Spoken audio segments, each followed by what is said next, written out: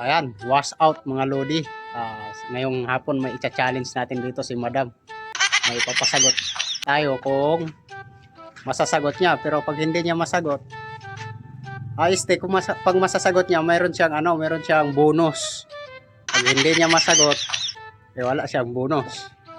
Kaya tara, puntahan natin si Madam. Challenge natin siya. Yan. Kung mayroon ako itatanong sa'yo, challenge to. Kapag masagot mo, bibigyan kita ng bonus. Pero pag hindi mo masagot, wala kang bonus. Sige. Kung linggo kahapon, ano bukas?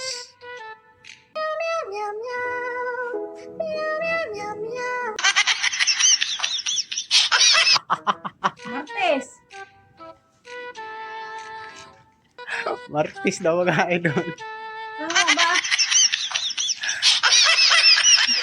Kung linggo kahapon. Ay, hindi. Tama, Martes. Lunes pa lang bukas. Ano? Lunes pa lang bukas. Mali talaga. Kung linggo ang hapon, anong bukas? Lunes. Anong araw tayo ngayon? Linggo. Linggo ngayon? Ay, lunes na yun.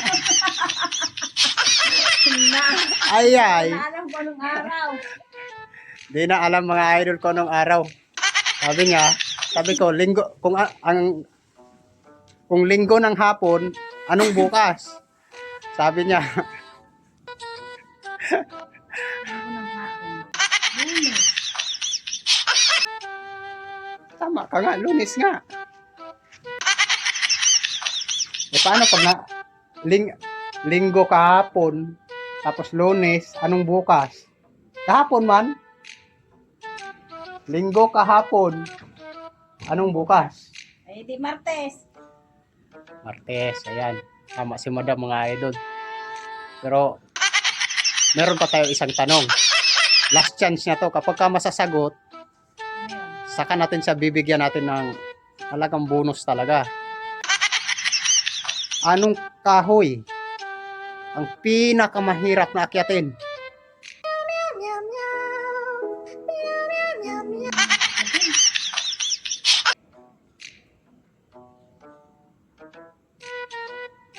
Yung may tinik.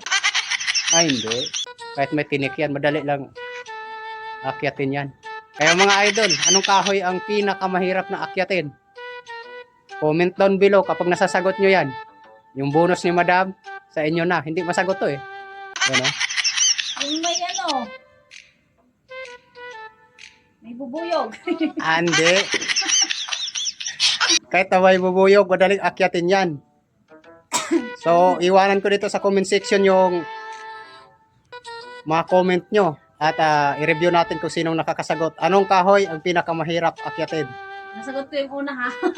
Wala yun. Ito yung final ngayon. Yung kahoy na pinakamahirap akyatin.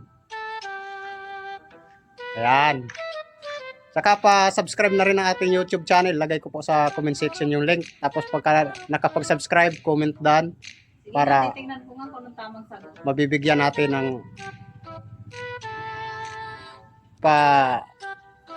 buenas naman yung mga nakasubscribe.